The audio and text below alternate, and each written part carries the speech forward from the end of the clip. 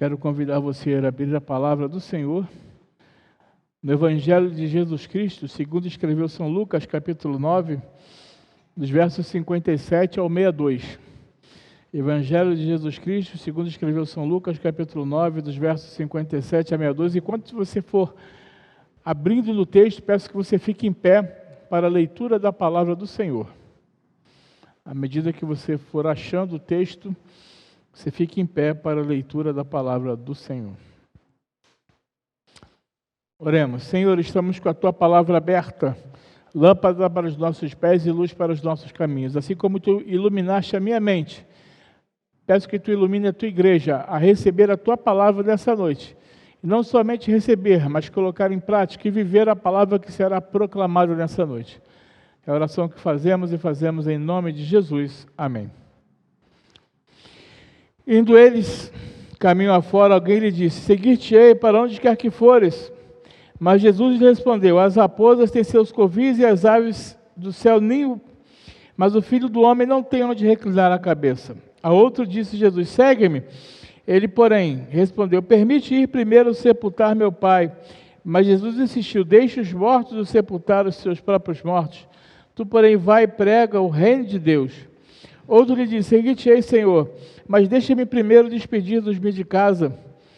Mas Jesus lhe replicou: ninguém que, tendo posto a mão no arado, olha para trás, é apto para o reino de Deus. Palavra do Senhor. Poder sentar, irmãos. Eu pedi a equipe de louvor para cantar. Esse sermão já estava preparado há algum tempo, mas por questões de datas, eu pedi a equipe para preparar esse louvor. A equipe vai cantar no momento certo, não agora. Fiquem calmos, tá, meninos? Não agora. E eu quero começar com uma ilustração para a gente iniciar o sermão. Dedicação e esmero. Tudo quanto tiver a mão para fazer, faze conforme as tuas forças, porque no além para onde tu vais, não há obra, nem projetos, nem conhecimento, nem sabedoria alguma. Eclesiastes 9:10. Quando eu era menino, participei no mutirão na fazenda do meu avô. Cerca de 50 homens de fazendas circunvizinhas ofereceram-se para ajudar a roçar o pasto. No entusiasmo de criança, tomei uma foice e me uni a alguns homens responsáveis por um eito. Em menos de uma hora, encostei a foice, pois me sentia exausto. Continuei, porém, junto dos trabalhadores. Percebi que alguns eram dirigentes, outros nem tanto, mas o que a minha memória até hoje foi a atitude de um homem chamado Jerônimo Baguá. Para não ficar atrás dos companheiros, ele roçava de qualquer jeito, superficialmente, deixando muito mato. Mas na hora do almoço, o prato do Jerônimo foi o mais comentado. O prato do Jerônimo foi o mais comentado. Ele fazia de qualquer jeito, mas na hora do almoço, o prato dele foi o mais comentado. No final, a gente volta à historinha, a ilustração, porque eu já disse que não é historinha, é ilustração. Eu quero convidar você a meditar no seguinte tema dessa noite: quem tem posto a mão no arado não pode mais olhar para trás. A perícope em análise enfoca Jesus a caminho de Jerusalém. Lucas é estratégico ao colocar este texto justamente aí, pois ele tem em mente o anúncio do reino de Deus. Sua preocupação é pela clareza e consciência da missão. Nossa perícope encontra-se paralelo em Mateus 8, 18 a 22, que não traz a parte final correspondente aos versos 61 desta perícope. As duas narrações mostram, no entanto, uma verdadeira prova aos que querem seguir a Jesus. Só no verso 59, em Lucas, há um chamado por parte de Jesus. Já a parte final do verso 60, tu, porém, vai e prega o reino de Deus, é uma expressão lucânica. Lucas 9:57 refere-se apenas que alguém lhe disse, enquanto que em Mateus 8:19 especifica como sendo um escriba, acrescentando ainda mestre. Mestre, seguir-te-ei para onde quer que fores. Nos versos 57 e 58 de Lucas, os discípulos de Jesus estão a caminho do sofrimento em Jerusalém, quando alguém se dispõe a seguir Jesus. Porém, Lucas não identifica quem é este alguém, e assim não restringe a impulsionalidade ao seguimento. Aqui não é relevante saber quem é este, mas sim quem é este ou esta se dispõe resolutamente a seguir Jesus. Porém, essa disposição é brusca, desafiadora, cortada por Jesus. E aí Jesus traz um diferencial. As raposas têm seus covis, as aves dos céus ninho para si, mas o Filho do Homem não tem onde reclinar a cabeça. Você percebe que Jesus faz uma comparação muito interessante. E aí eu fui pesquisar covil, né? Covil, caverna onde as feras se escondem. As raposas têm covil. Mesmo um animal feroz, um animal irracional, feroz, uma besta fera, ela tem seu covil, ela tem seu lugar de repouso. As aves do céu, ninho para si, porém o Filho do Homem não tem onde reclinar a cabeça. A advertência de Jesus é clara, segui-lo é compromisso no caminho da cruz. Jesus adverte pela decisão apressada e impensada. Às vezes a pessoa chega na igreja, mal chegou na igreja, eu já quero fazer isso, eu já quero fazer aquilo. Calma. Calma. Você não pode queimar as etapas. Você precisa ter calma. Porque para seguir a Jesus, você tem que renunciar à sua vida. Você precisa renunciar ao seu eu, você precisa renunciar à sua carne.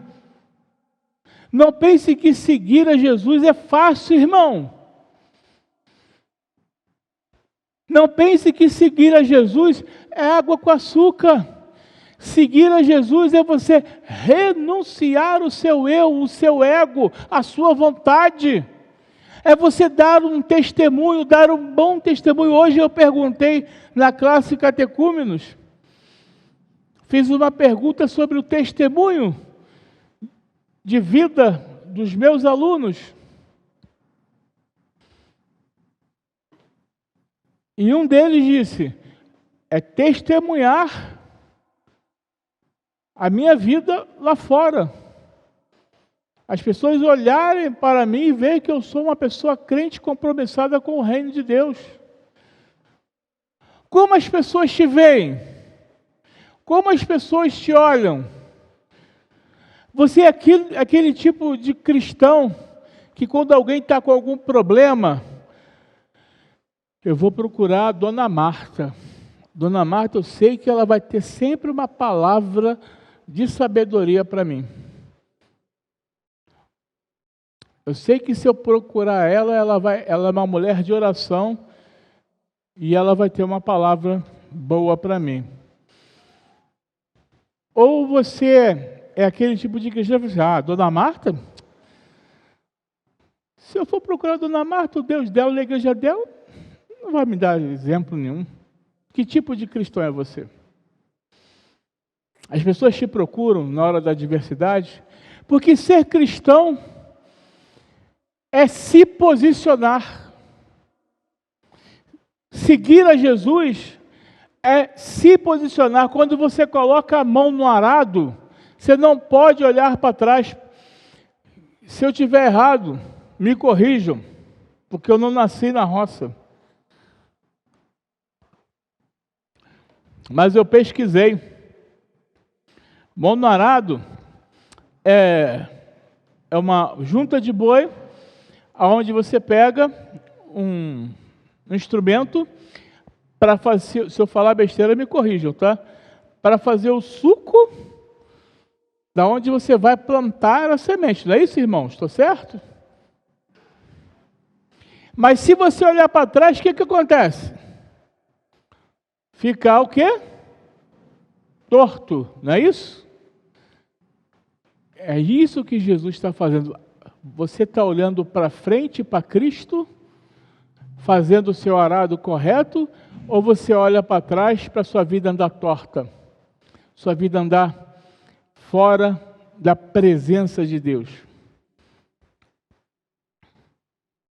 A decisão por segui-lo não pode ser fruto de uma emoção momentânea, sublime ou aérea. É preciso estar com os pés no chão, meu irmão. É preciso renunciar. Tem um corinho que eu não gosto muito, que diz: Jesus é paz, alegria, emoção, ousadia. Eu não gosto disso. Jesus é certeiro. Jesus é... Seguir a Jesus é sério. É pé no chão. É caminhar com os pés no chão. Sem emoção. Eu não posso tratar as coisas de Deus como brincadeira. Como um crente Raimundo. Quem já ouviu falar dessa expressão? Crente Raimundo. O pé na igreja e o pé no mundo. Não, irmãos. Ou você vem por inteiro, ou você entrega por inteiro, ou você repensa seus posicionamentos. Nós não podemos servir a dois senhores. Nós estamos vendo a palavra de Deus se cumprir. Não tem meio termo, ou você é ou não é. Não tem meio termo. Ou você é cristão e renuncia o seu ego, a sua vontade, e segue Jesus de maneira com o pé no chão, ou você precisa rever seus conceitos, porque Jesus não quer um crente emotivo, não quer um cristão emotivo. Hoje eu vou na igreja, amanhã eu não vou, não. Se o pastor falar alguma coisa, você já fica aborrecido, não vou mais naquela igreja porque o pastor falou comigo, brigou comigo. Não, irmãos, o pastor está aqui para exortar, é para chamar a atenção, é para falar com amor, é para falar a verdade. O Senhor me ungiu para proclamar a palavra de Deus. O Senhor me ungiu para trazer a boa nova de Cristo. E toda a autoridade me foi dada no céu e na terra quando eu fui ordenado ministro da palavra de Deus. Ou seja, qualquer que seja o pastor que tiver aqui na igreja, ele tem autoridade de exortar a igreja e chamar a atenção da igreja a colocar os pés no chão, a seguir a Jesus de forma equilibrada, sem emoção. Nós vemos aí a preocupação de alguns irmãos, a chuva caindo, aí o presbítero Tiago falou: pastor, fique atento, porque se não der para continuar, se a chuva invadir, a gente vai ter que diminuir o tempo do culto. Por quê? Porque a igreja precisa de fazer algumas reformas, e só se faz com dinheiro. A igreja precisa de reformas, a igreja precisa colocar canos aqui, e quando a gente fala que é o compromisso do membro de ser dizimista, as pessoas ficam aborrecidas. Mas você não faz isso sorrindo, você não faz isso dando 1 quilo de arroz, você faz isso com dinheiro. Você tem que pagar um profissional, tem que comprar material, e a nossa Constituição fala que o dever do membro da igreja é manter a igreja moral, espiritual e financeiramente. Agora, nós só vamos fazer a obra que é urgente se tiver dinheiro para a igreja fazer. Aí vamos esperar arrebentar o cano, entrar água na igreja? Compromisso. Aquele que não está apto para colocar a mão do arado, não pode olhar para trás.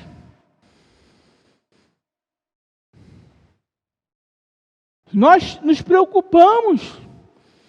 Existe uma comissão de obra olhando isso, e é urgente e importante nós falarmos isso para a igreja precisa saber. Água pingando do teto. Nós precisamos cuidar do bem maior que Deus nos deu, que é a casa dele. Na nossa casa, quando acontece alguma coisa, a gente não providencia. A casa de Deus é o lugar onde nós temos que ter o maior cuidado. E tem que ter compromisso. Compromisso, pé no chão.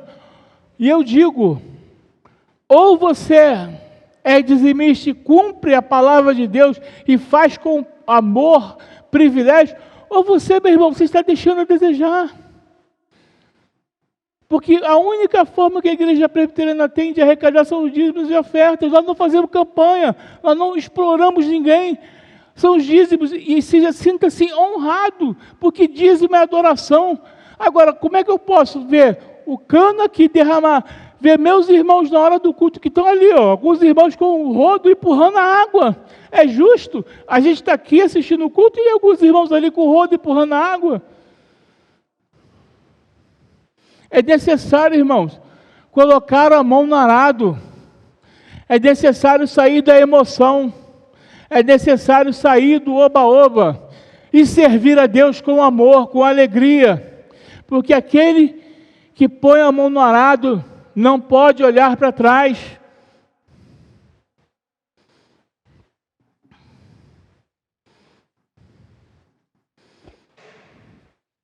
Na realidade, saber das implicações e consequências desta caminhada, Jesus não é compreendido nem por sua família.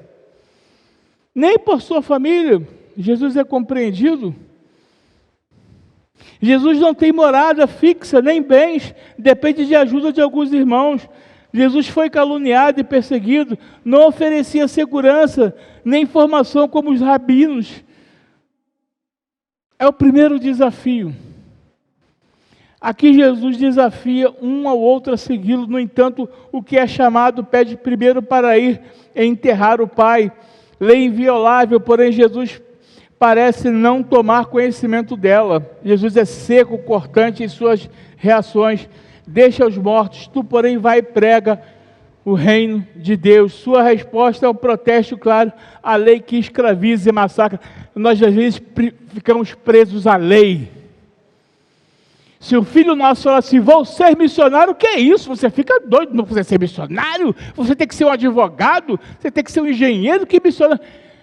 Irmão, nós ficamos presos à lei. A lei mata e o Espírito vivifica. Nós precisamos desarraigar da lei. É urgente. Jesus diz para aquela pessoa, deixa eu enterrar meus pais. Deixe os mortos enterrar seus próprios mortos. É urgente que se pregue a palavra. É urgente que se anuncie o evangelho. É urgente que se pregue. A lei dizia que os filhos tinham que enterrar o pai. Mas Jesus está dizendo, olha, essa lei escraviza. É urgente, é necessário. O discípulo é chamado para anunciar o reino de Deus. E esta sua tarefa, e nisto não há tempo a perder. O reino de Deus precisa ser anunciado já. Não se pode esperar, pois quanto mais se espera, pior se torna concretizá-lo. O mundo está sedento da palavra de Deus. As pessoas estão sedentas da palavra de Deus. E o que eu tenho feito em prol do Evangelho? Portanto, o convite existe radicalidade perante a ideologia dominante. É ruptura drástica com o velho esquema para se colocar a caminho do novo, do anúncio do reino de Deus. Um outro quer seguir Jesus, mas coloca condição. Primeiro, ir despedir-se dos meus pais, dos de casa. Todavia, Jesus nega, porque na tradição judaica, quando alguém se despedia, levava uma semana de festa para se despedir. Jesus está com pressa, porque ele sabe que está perto de morrer. Ele diz, não pode. Jesus nega. A quem se dispõe a seguir o caminho do reino, não se podem fazer concessões. A radicalidade de Jesus é extrema quando se trata do reino de Deus. O que não é vital deve ser deixado para trás. É radicalidade. Nós precisamos ser radicais. Nós precisamos ter palavra. Nós precisamos ter compromisso com o reino. A figura do arado é clara por si só. O manejo do arado na região ao lago de Genezaré era difícil, requeria o máximo de dedicação. Da mesma forma deveria proceder quem se propunha a engajar-se no reino de Deus. Conforme eu já falei, um agricultor que manejando o arado, olhar para trás, o sulco fica irregular. Meus irmãos, optar pelo reino exige uma atitude firme e corajosa. Colocar a mão no arado aponta, pois, para uma ação concreta. ou você coloca a mão no arado, ou você não coloca. Eu tenho dito para os meus alunos da classe catecúmenos. Na primeira aula que eu dou, eles estão aí de prova, a primeira aula que eu dou na classe catecúmenos. Dever do membro, pega a Constituição e na própria revista vem lá o que a Constituição fala da igreja. Primeira coisa que você precisa entender é ser dizimista. Quando você assume o compromisso com a igreja local de fazer sua pública profissão de fé, você precisa entender que você precisa ser dizimista. É óbvio, meu irmão. Tem pessoas que estão desempregadas. A gente não quer ninguém dê dízimo de que não ganha nada. É óbvio. Isso é óbvio. Não precisa nem se explicar. Mas a primeira coisa que nós, adolescente, nós temos o Daniel, que é adolescente, é professo. O Daniel não entrega dízimo, ele não tem de onde tirar dinheiro. Então a gente entende isso. Não é essa questão, mas você que trabalha, tem sua renda, o primeiro compromisso que você tem que assumir com Deus, com a igreja, de manter a igreja, ser dizimista na igreja. Em segundo lugar, frequentar os cultos da igreja, de manhã e de noite, escola dominical e o culto bíblico. Eu vejo a irmã Eunice aí, batalhando,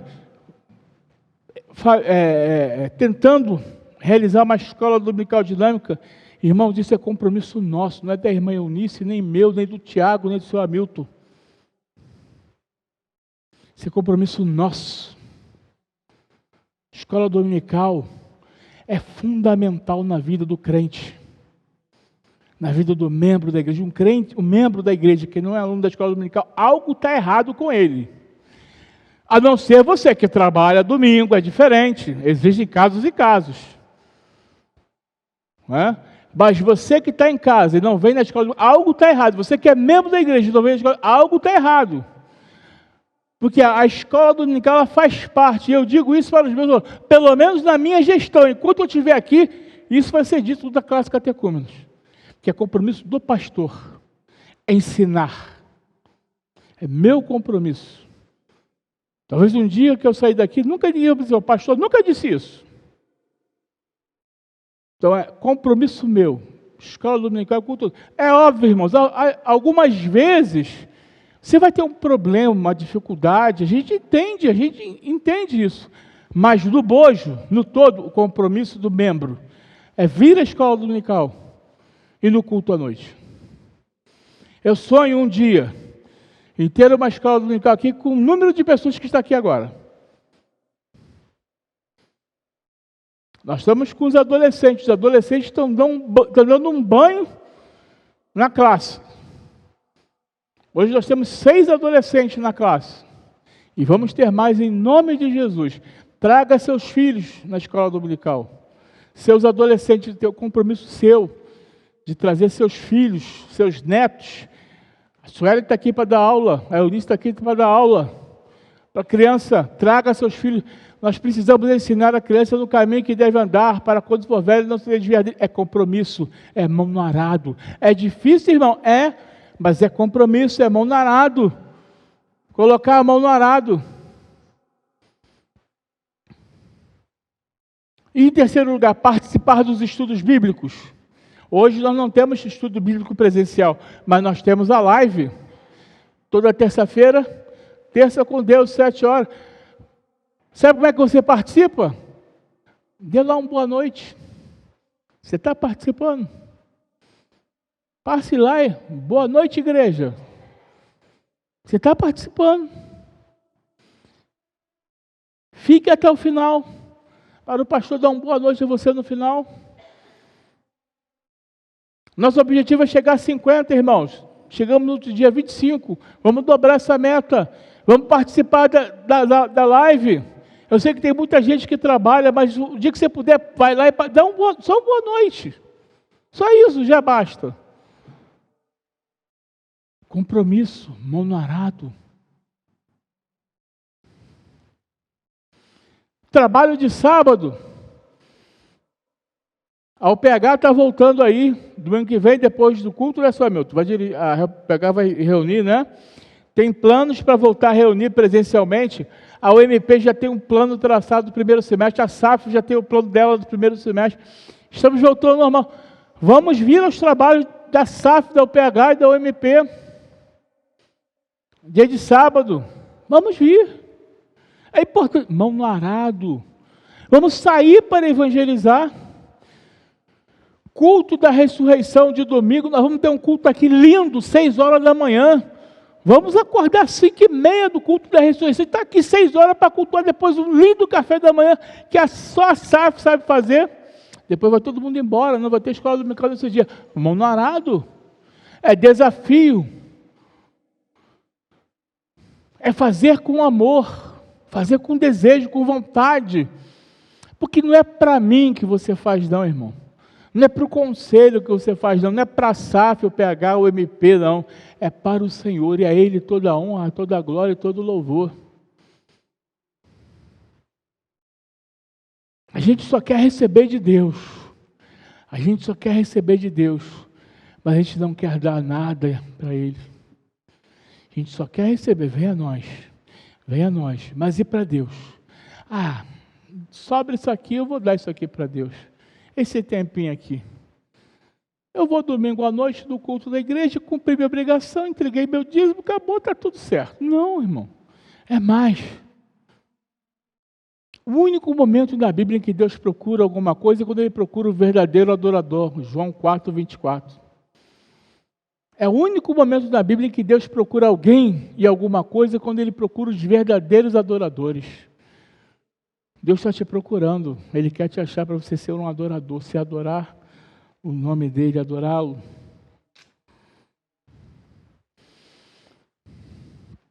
Exatamente no tempo que eu gostaria de terminar o sermão dessa noite. Deus é tão bom que eu me programei, pedi a Ele, são 7h10. Conclusão da nossa mensagem dessa noite. Voltando ao final da nossa ilustração, diferentemente do nosso irmão Baguá, como cristãos devemos ser diligentes em todas as nossas atividades, devemos aspirar à perfeição. Tanto o trabalho quanto a vida dos que proclamam as boas novas de salvação devem espelhar esmero, dedicação e diligência. Na eternidade veremos o fruto de nosso trabalho, almas redimidas pelo sangue de Jesus. Elas permanecerão para sempre como troféus de nosso fervor missionário. Tudo quanto te vier à mão para fazer, faze conforme as tuas forças. É o sábio conselho de Salomão, Eclesiastes 9:10. Às vezes você chama alguém para fazer alguma coisa na casa de Deus e diz: pastor, eu não tenho condições, eu não sei fazer. E quem disse que é você que faz? É o Espírito Santo. É Ele que te usa. É Ele que te capacita. Faz conforme as tuas forças. Ninguém está pedindo nada demais. Faz conforme as tuas forças. Esse ano nós tivemos uma experiência lá no presbitério. O irmãozinho lá pregou, né, Tiago? Faz e tal. Na hora de ser eleito ele recusou. E nós falamos: faz conforme as tuas forças. Nós precisamos estar dispostos a aprender. Se eu não estiver disposto a aprender, eu nunca vou fazer. Se eu não estiver disposto a fazer o meu melhor dentro do meu melhor. Vou dar um exemplo aqui. Depois eu vou falar especificamente. No dia que foi comemorado o Dia da Mulher Presbiteriana, foi um domingo após que no dia foi a ordenação do nosso irmão reverendo Jefferson. Aí no terceiro domingo nós fizemos. E aí eu procurei a Liliane, no sábado aqui, no dia do culto de ação de graças pelo bebê, e falei: Liliane, eu estava com essa ideia. Você poderia me ajudar? Isso foi no sábado, irmãos. E ela, com toda dificuldade, com todo problema, com toda... Pega, porque assim, né? Dizem que eu sou acelerado, né? Eu sou 220, né, Eunice? 240, 340, né? E aí eu falei com ela, mas eu sempre peço, por favor, se for possível, eu sempre entendo. Quando eu peço um louvor para o Tiago cantar, Tiago, é possível cantar? Se não for possível, não tem problema. Porque a gente sabe das dificuldades dos irmãos. Então a gente tem que ser...